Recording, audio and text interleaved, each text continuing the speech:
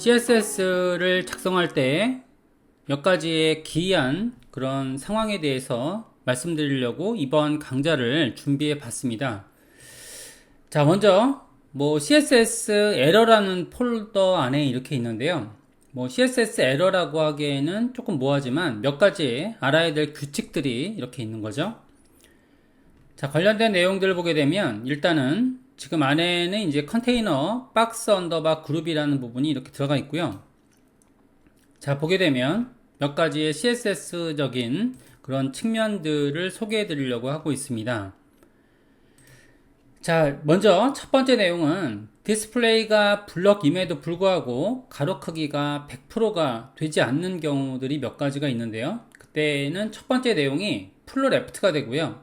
그 다음에 포지션이 바뀌었을 때 저희가 디스플레이 블럭임에도 불구하고 가로 크기가 100%로 정해지지 않는 그런 경우가 있는 거죠. 그런 것들을 간단하게 소개해 드려 보면, 자, 먼저 안쪽에 있는 내용들은 컨테이너 내용이 있고요. 그 다음에 박스 언더바 그룹이라는 내용을 만들어 보겠습니다.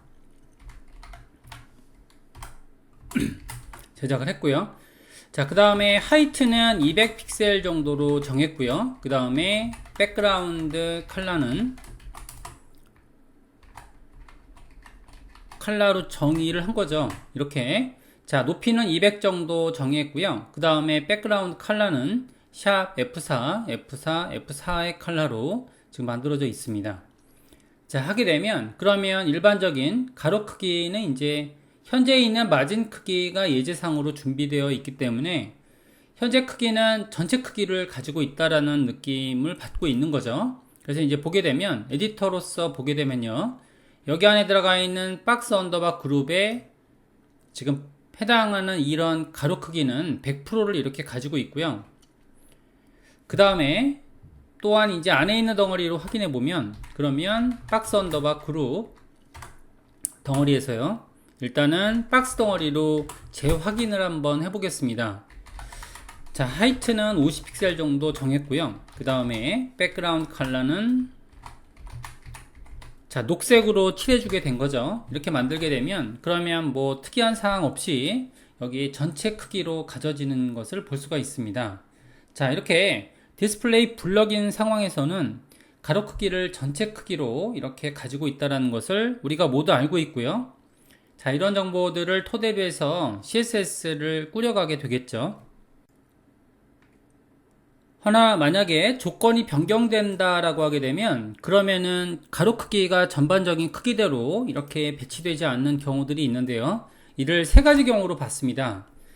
자, 먼저 풀로 레프트가 되는 경우에는 크기를 전반적인 크기대로 가지지 못하고요. 자, 한번 테스트를 한번 해볼게요. 자, 해당 내용을 만들게 되면 그러면은 지금처럼 이렇게 풀로 레프트가 되면 본인이 갖고 있는 컨텐츠의 크기대로 이렇게 정해지는 걸 알 수 있죠. 자, 안에 들어가 있는 내용들은 텍스트에 대한 공간으로 가지고 있기 때문에 지금처럼 텍스트에 대한 내용들이 배치가 되는 방법으로 이렇게 배치가 되고 있습니다. 자, 이런 경우가 하나의 케이스가 될 거고요. 자, 그 다음에 두 번째 케이스는 자, 포지션이 만약의 경우에 앱솔루트일 경우가 되는 거죠. 자, 포지션이 앱솔루트가 되게 되면 그러면은 배치가 물론 이제 여기에 누적된 그런 사이즈가 있지만 자, 본인이 가지고 있는 컨텐츠의 크기대로 여기 누적이 되어 있는 걸 볼 수가 있고요. 자, 이와 동일한 방법으로 제가 만약에 릴레이 픽스드라는 이런 옵션을 지정하게 되면 자, 픽스드라는 방법으로 정의를 하게 되면 그러면은 위치선상에 똑같은 방법으로 이렇게 가로 크기가 고정되는 걸 볼 수 있는 거죠. 자, 그래서 이제 세 가지의 유형으로 보고 있다라는 겁니다.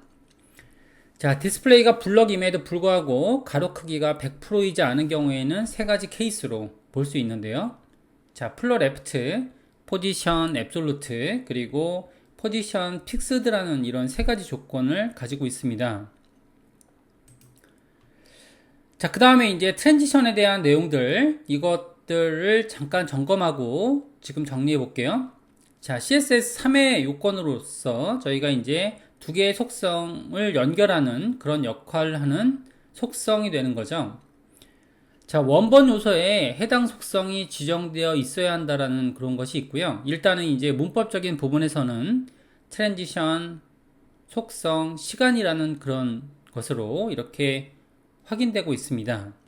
간단하게 예시를 들어서 저희가 트랜지션을 쓰는 방법들에 대해서 한번 확인해 볼게요. 자, 관련된 속성들은 전체 크기를 가지기 위해서 포지션을 원위치를 시켰고요. 그 다음에 아래쪽에 볼 언더바 그룹이라는 내용으로 지금 CSS를 좀 잡아 보겠습니다. 자, 방법적인 부분은 동일하고요. 자, 포지션은 자, 기존 위치가 되는 릴레이티브를 정해줬고요. 그 다음에 하이트 200 픽셀. 자, 백그라운드 컬러는 동일한 방법으로 정해줬고요. 그 다음에 안에 들어가 있는 볼을 한번 정해 보겠습니다. 자, 여기 릴레이티브 정보가 이렇게 있기 때문에 저희는 이제 이 볼에 대한 정보를 지금처럼 앱솔루트로 정의를 하겠죠. 그래서 포지션에 대한 정보들은 앱솔루트로 만들었고요. 자, 그 다음에 레프트는 10픽셀, 그 다음에 탑은 10픽셀로 이렇게 정해 놨습니다. 정해 놓게 되면 이제 크기를 정할 거고요. 자, 지금처럼 이제 앱솔루트 덩어리를 만들게 되면 그러면 본인이 갖고 있는 덩어리를 본래대로 낼 수가 없죠. 그죠? 자, 그러니까 예를 들어서 이를 백그라운드 컬러로 한번 확인해 보면요.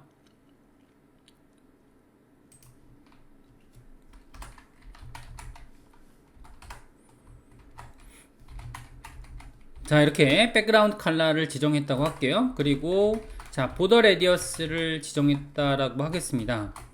40픽셀 이렇게 지정하게 되면 그러면 어떻게 되는지 볼게요.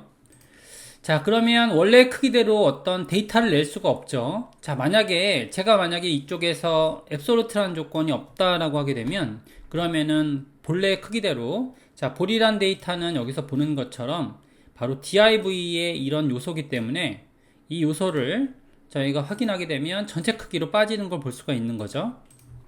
자, 이렇게 돼서 저장을 했다라고 하게 되면 그러면 전체 크기로 빠지는 덩어리를 볼 수가 있지만 제가 여기에다가 이제 앱솔루트라는 조건을 줬기 때문에 해당하는 컨텐츠에 의해서 이 데이터가 크기가 정해진 것을 우리가 확인해 볼 수 있는 거죠. 자, 아까 전에 세 가지 조건에서 자, 플로 레프트, 포지션 앱솔루트, 포지션 픽스드라는 조건이 붙어 있을 때 자, div라고 할지라도 전체 크기를 가지지 못하고요. 해당 컨텐츠에 의해서 크기가 정해진다는 것을 알 수 있는 거죠. 자, 이렇게 됐을 때 자, 우리는 필히 여기에다가 크기를 줄 필요가 있는 거죠. 그래서 여기에서는 지금 80픽셀 정도 만들었고요. 그 다음에 하이트는 80픽셀. 자, 그 다음에 글자를 중간으로 보내기 위해서 라인 하이트를 80픽셀로 지정하면 그러면 중간으로 보내질 거고요. 자, 이렇게 정해진 다음에 그 다음에 크기를 보게 되면 앱솔루트일 때는 필히 가로 크기가 필요하다는 거죠. 자, 글자 크기를 중간으로 보내는 기법들도 있겠죠. 이 기법들은 텍스트 얼라인 속성으로 센터로 지정하면 그러면 중앙으로 배치가 될 겁니다. 이렇게 하게 되면 중앙 배치가 된 덩어리가 만들어졌고요. 자, 그 다음에 볼에 따른 움직임들을 만들어 볼게요. 자, 여기에서는 컨테이너에다가 후보했을 때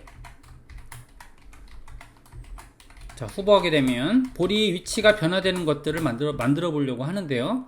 자, 이때는 제가 여기다가 지금 레프트를 400픽셀을 줬다라고 하겠습니다. 이제 레프트를 400픽셀 주게 되면 그러면 이제 좌표가 만들어지는 거죠.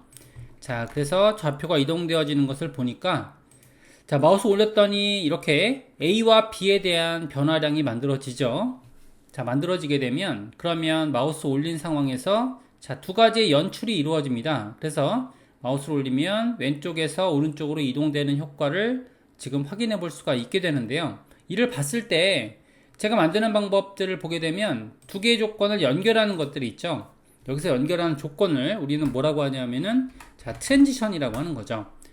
자, 트랜지션을 조건을 만들었을 때 자, 이전에 있던 10픽셀에 대한 좌표를요 이후에 400픽셀로 지금 바꿔주는 그런 연결에 대해서 레프트 속성을 써줄 거고요. 그 다음 여기에서 적당한 시간을 배분하게 되면 자, 시간에 대한 배분은 저희가 시간은 0.3초라고 적어 봅시다. 자, 이렇게 적게 되면 그러면은 이는 저희가 s는 초를 뜻하고 있고요. 이는 0.3초라는 것을 의미하고 있는 거죠. 0.3초라는 위치에 어떤 중간 연결 과정을 갖게 되면 이런 식으로 동작이 원활하게 이루어지고요. 이는 바로 A와 B의 단계라고 봤을 때 A단계에 작성을 해야 정상적인 이런 효과가 만들어지고요. 자, B단계에 작성하게 되면 그러면은 트랜지션 좌표를 한번 이렇게 입력시켜 보면요. 자, 그러면 뭔가 이제 에러가 발생된다라는 거죠. 그래서 에러에 대한 내용을 보게 되면 마우스 올렸을 때, 자, 이렇게 마우스가 떠난 이후에 과정에서 정상 동작을 안 하는 걸 알 수 있죠. 왜냐하면 이는 이미 후보 동작이 아니기 때문에 따라서 동작을 원활하게 작성하기 위해서는 A와 B 단계의 연결 과정은 A의 트랜지션을 작성하는 것이 올바른 방법이라는 것을 알 수 있겠죠. 자, 이렇게 돼서 CSS에 대한 간단한 점검 과정을 가져봤습니다.